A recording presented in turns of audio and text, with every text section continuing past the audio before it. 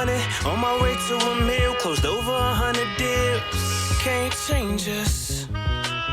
It's the game changers. It's the game changers. You want to ask yourself every single day, am I doing everything possible to reach that goal?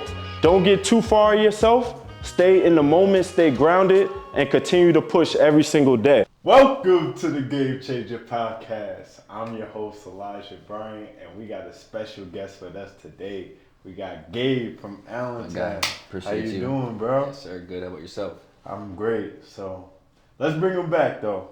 Where you from, and talk about your upbringing a little bit. Yeah, so originally from Allentown, Pennsylvania. Born and raised there. Went to high school, played lacrosse. Did that. Thought I was gonna go play lacrosse in college. Ended up graduating high school, going over to community college. Yeah. And did that for half a semester. Ended up dropping out, working a 9-to-5 construction job. Just slow down real quick. So you went to college. What did you go to college for? I was going for marketing business. Yeah. Yeah. Okay. So you graduated college, and then you immediately got into the construction? Yeah. No, I didn't graduate college. I dropped out my first semester. Oh, yeah, you say you dropped out. Yeah, so I didn't want to go to school. Really, I always wanted to be an entrepreneur in high school. Yeah. I was, selling Supreme, doing all that, flipping the iPhones, doing all the, the shit you would do. Yeah. And then, just dropped out. It's like, I'm gonna try to run my own business. I'm gonna start a clothing brand and just drop out of college and work a job, while I fund my business and get that off the ground. Okay. Yeah. So what made you do the construction? My stepdad owned a stove company, so it was like building stone walls and doing a bunch of construction stuff. So I just did that, just dropped out, and just ended up working for him. Okay. Yeah. So how long did that last? So I dropped out of college 2017, and worked until 2019, 2018. Between there, and that's when I started getting into real estate and quit that. How'd you get into real estate? I was doing my clothing brand and doing my construction. Yeah. Started doing that. We're popping off. We had Little Peep in our clothes. We had D Savage, a bunch of people in our clothes. Right. Yeah, and then my business partner, he did all the fashion. I did all the back end business operations, all the Instagram like DMs, whole business stuff side of things. The marketing. And, all the marketing side. Mm-hmm. And then he ended up getting his girl pregnant, and then we just kind of split. And then I ended up going to this event in Philadelphia. It was a Fortune Builders event. I don't know if you ever heard of them. I did, but I never seen anything. Yeah, they're just like a real estate educational stuff. They did a 3-day event in Philadelphia teaching real estate, like how to get into real estate, fix and flip, wholesale, all that good stuff. And I had no clue, what it was. Never didn't, went to anything like that. Yeah. I was just doing my clothing brand, and that's what I thought I was gonna do, forever. I just thought I was gonna be, have a huge ass clothing brand, fashion brand.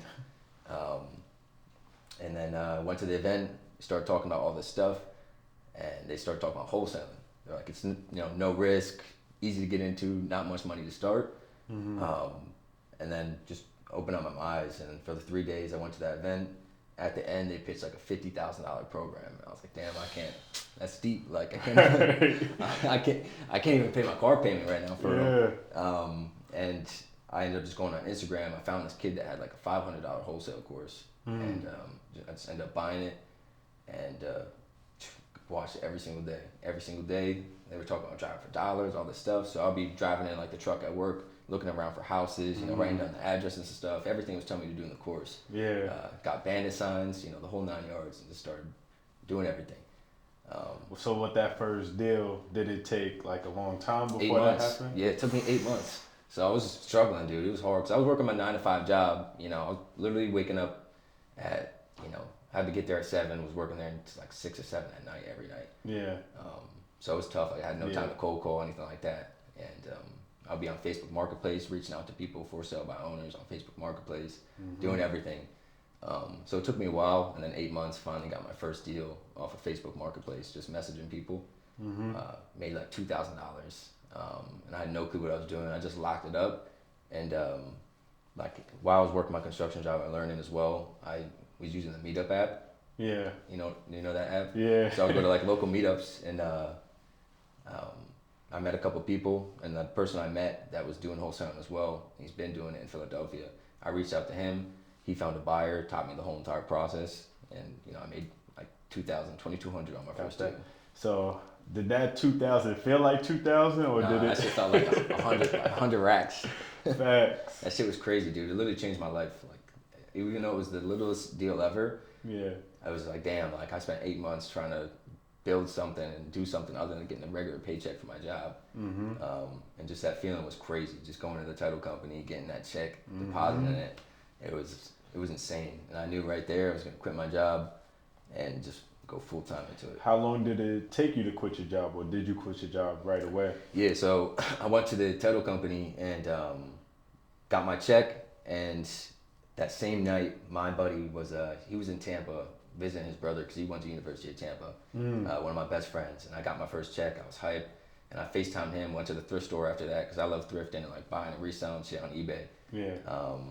And I FaceTimed him, and I was like, just FaceTime him, letting him know I got my first check got and shit. that check. Yeah, I was just like, yo, this is crazy. I was like, should I send it to Tampa? And he's like, yeah, do it. So I literally just went on, got a flight, went to Tampa, and on my flight, texted, like, I just quit my job. Wow. Didn't go back. And then I just stayed in Tampa for a little bit. And then the COVID stuff started happening when we were down here. I was here for like a week visiting him and his brother. And the COVID stuff started happening. We went back to PA, and I was like, yo, I'm trying to move to Tampa. And we just sent it. That's what's Like a month up. or two later, we just got a house. It just came down. All of us. Me and I, 5 friends I grew up with. Wait. So you just got your first check for 2000. Yeah. You quit your job. Yeah. And you moved to Tampa. Yeah, dude. So I just wanted to send it. And I had a couple of my other buddies I was trying to put onto the game. I was like, yo, let's just send it. Like, this is what we could do. Let's just start doing it. And we all looked on Zillow, looking at place. We applied for a place in Valrico. It was like 3,200 or 28 to 3,200 a month or something like that. It was a 4-bedroom or 5-bedroom house. So we all just sent it. It was cheap. It was only like $800 or $500 each a month or something like that. Yeah. We just literally applied, got it, and just moved down there. So now you got 5 roommates that Yeah. you're teaching basically wholesaling, moving from basically Philadelphia area to now Tampa. So now, what was those next steps? Because you're in a whole different climate. Yeah, nah, it was a whole different world. I never, like I said, I didn't go to college. Like I stayed at my parents' house. Well, my grandparents lived at my grandparents' house. So I stayed with them my whole life pretty much until I moved to Tampa. So it was crazy, but it changed my life forever. That first month, we made $30,000 wholesaling. You know, started like I used, you know, the money that I got, invested it into like text message marketing. Also ended up paying $3,000 for like a mentor to teach me all the systems and stuff. Yeah. We just started getting everything, pushing out marketing.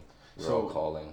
So what let's slow down a little bit. What that first month looked like? Cause they're still learning, right? Yeah. So you got 5 roommates. What was like that day to day look like for you Yeah, guys? so like I knew how to close deals and talk to the sellers, all the scripts and stuff. So they were just cold calling, you know, running through the SMS, just getting warm leads, and we were just making offers, just sending it. Yeah, we're in Florida and we're doing all of our real estate back in Philly. Oh, so y'all wasn't even doing that in yeah, Tampa. we just moved, and yeah, we were doing it in Virtual. Philly. Yeah, for the first year or two we were here before we ended up coming to the Tampa market. Wow. Just because we knew the market, we had all the buyers, and all we knew, you know, I knew how to do all the marketing, generate leads. Yeah. So we were just sending it. That's what's up. So now you guys are closing deals, right? How long did it take y'all before y'all got into the Tampa market and started doing it like both? Yeah, so we ended up probably like a year or two. We were just literally we got at the house. We had the office in the master bedroom. Literally, there was like a little corner section. Put all the desks and stuff in there. We're just all in there every single day. Just calling. Boiler ripping. room. Yeah, that's all we did literally for a while in the Philly market. Then we started doing flips in the Philly market. And then eventually we moved our office down to our living room. Yeah. Big ass office in there. And we I ain't gonna like, this sound fun. dude, it was crazy. It was the best time of my life. Like sending it with all my best friends that I grew up with, and Yeah. you know, Just making yeah. money. Nah, it was fun. It was the best time of my life. You know, we were just chilling at the house all day. We had a nice pool, big house.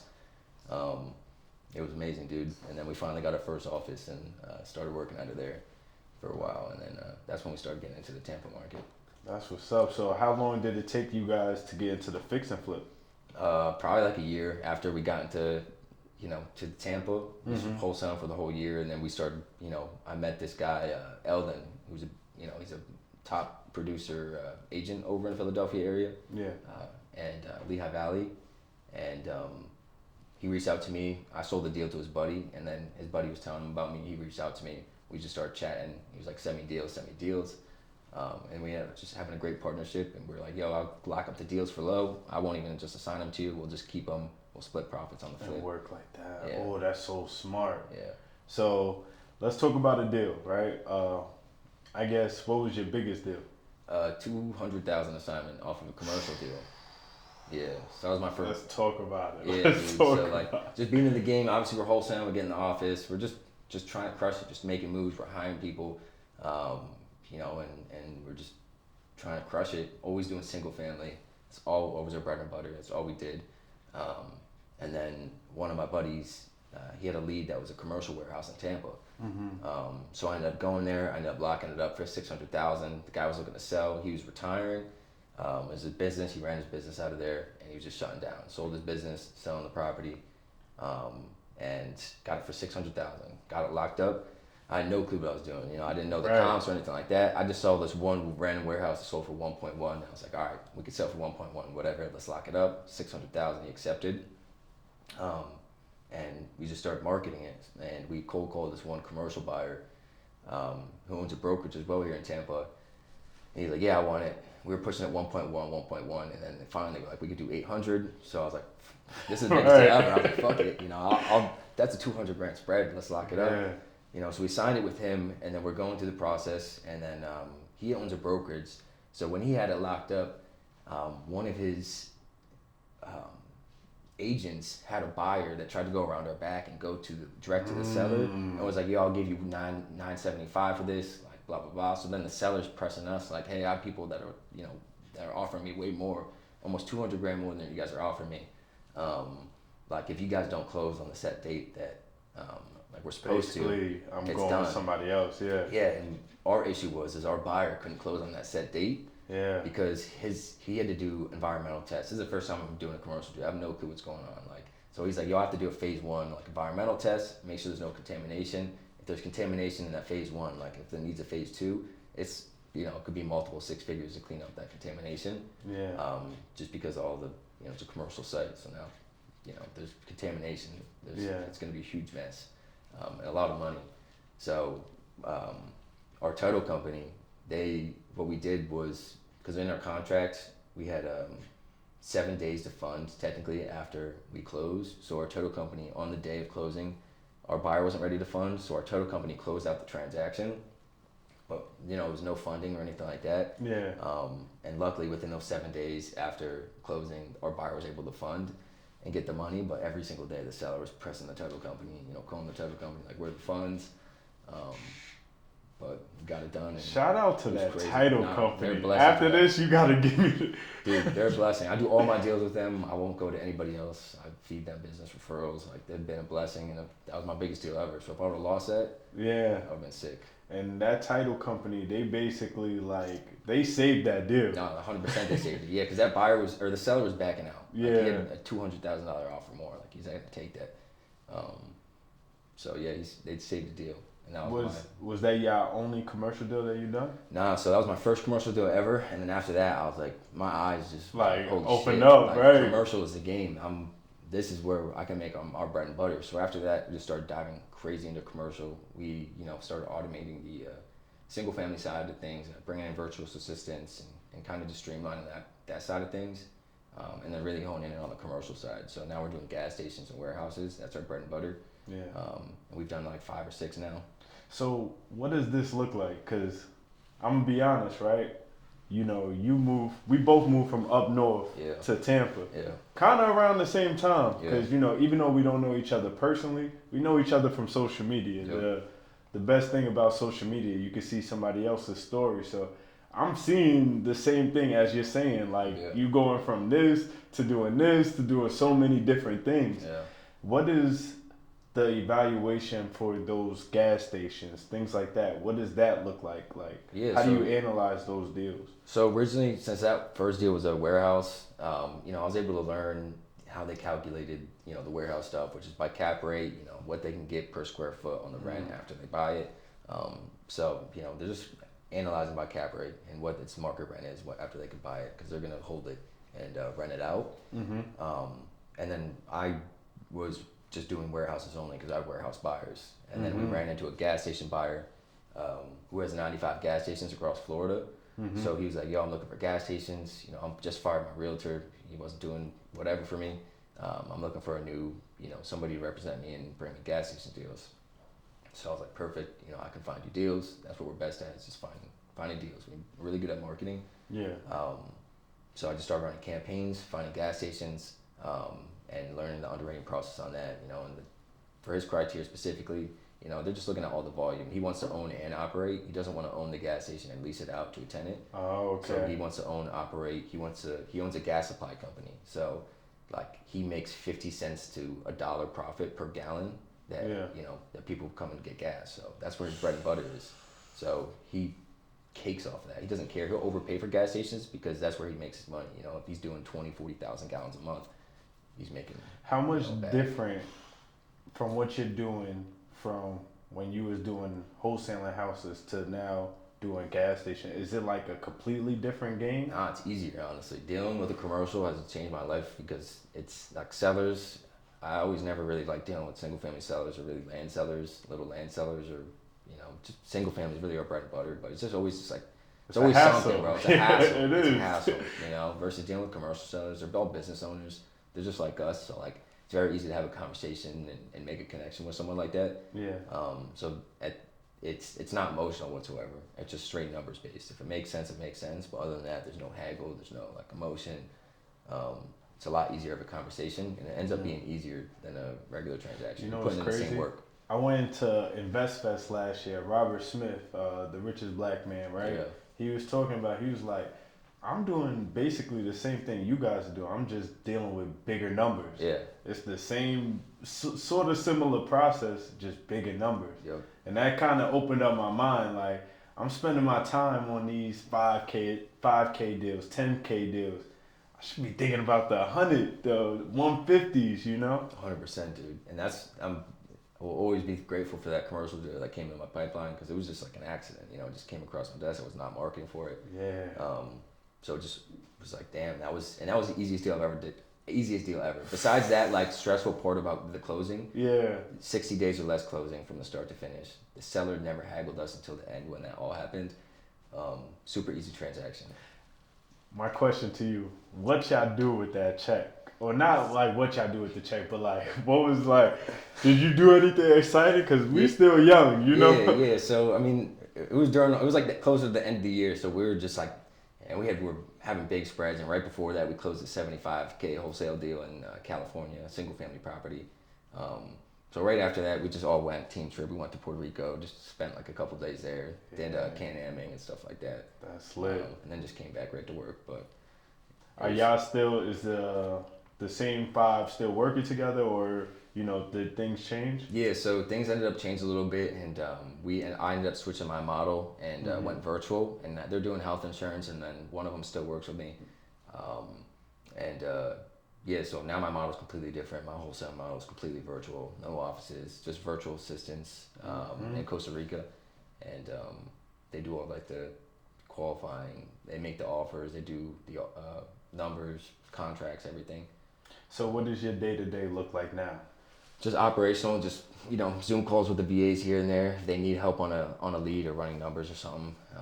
Just really just operational stuff, making sure everybody's hitting the KPIs. And that's lit, bro. No, it's cool. It's crazy, you know, taking that leap of faith in yourself and, you know, quitting your job, moving from PA to Florida, you know, risk. Yeah. You know, a lot of people don't take those risks, and you taking them risks is leading to big rewards. Oh, 100%, dude. And I'm sure you could, you know, say the same thing. Moving from, you know, up north or even your hometown to a whole different place. It's completely changed my life. You know, everything I was doing, new friends, new people, new environment, new vibes, new energy. You know, now I get to create my new environment of the people I want to surround myself with versus being at home. You know, you're stuck around the people that you grew up with. It's all the same. It's a small world where I'm from, so it's life changing. I know they're probably looking at you like, dang, how's he doing all this stuff? It's crazy, dude. You know, I'll go back and hang out with my friends. You know, when I go back for Christmas and stuff, I grew up with. If I only have a few back, you know, there still that I hang out with, but And it's crazy, dude. It's definitely, life changing. In terms of land, did you do any land deals?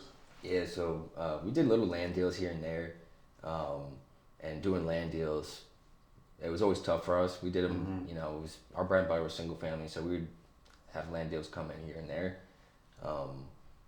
but then we started getting into like the 5+ acres, because when we were cold calling the little land deals, we called this guy who owns a land software.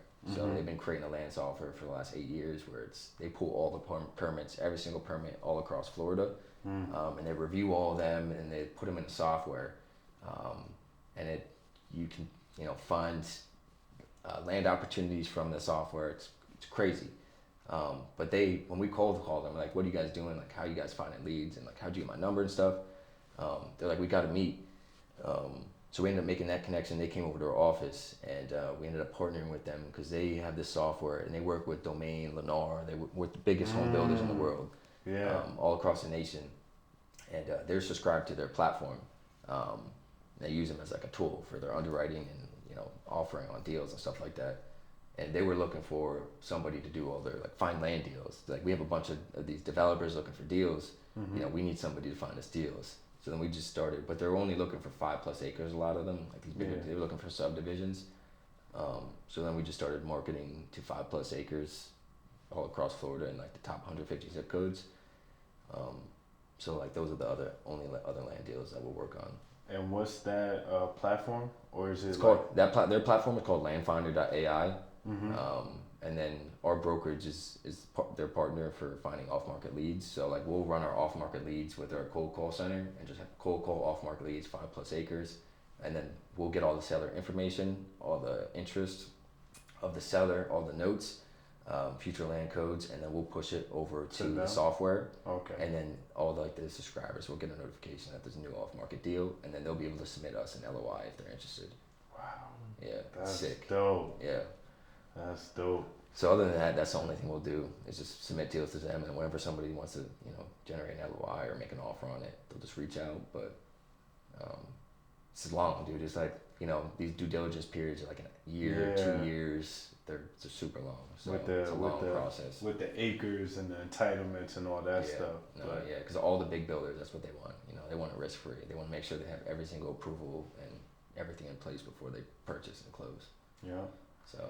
So what does your team look like now? So right now, the current team is, we have 8 virtual assistants over in Costa Rica. So 2 of them do dispo. 3 of them are full-time sales. So they're just calling all the hot leads and making offers and underwriting the deals, sending out contracts. And then the other 3 are just lead management, cold calling, lead generation. Is there a reason why you picked Costa Rica? So Costa Rica, because I've always had Philippines, and they have crazy accents, and I always had them calling, and it's just always getting banged on. People just know you get banged on, hanging up. They're just not, doesn't work. Yeah. So now I moved my Philippine VA over to just back end data scraping and stuff like that. Admin, because they're really, really good at that, and they're the hardest workers ever. They really are. Work all day, dude. They do anything you say, so they're perfect. Let them do that. Yeah. And then my buddy, my real estate attorney, Bishoy, he was working with a wholesaler, and he ended up scamming him, messing him up. Like, he bought a property to him, lied to him, a bunch of stuff. Yeah. And he was just talking about suing him and stuff. And he was saying that he had a couple of VAs that were working for him that were looking for jobs. I was like, I'm looking for VAs.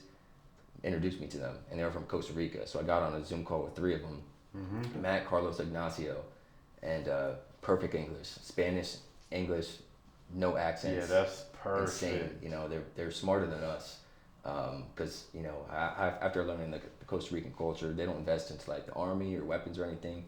They put all their money into healthcare and education. So like, everybody learns English when they're growing up. Like, they're made to learn English. They're very smart. So I had them just start getting on the phones with people, and eventually they were just really good. And I was like, yo, this is how you guys are gonna close. I got them like some sales coaching programs to get coached, and just have them close everything. And they get $4 an hour, 7% commission on every deal closed. And they just work all day. Yeah, all day, dude. That's so dope, bro. Yeah. If you don't mind me asking, how old are you? 26. 26. Yeah. Damn. Yeah, about to be 27 in April. Soon. Wow. Yeah. You doing big things, bro. So Appreciate it, bro. Any advice? I guess an 18-year-old, right? Yeah. They're looking at you. They're looking at me. They're like, yo, I want to get to their level.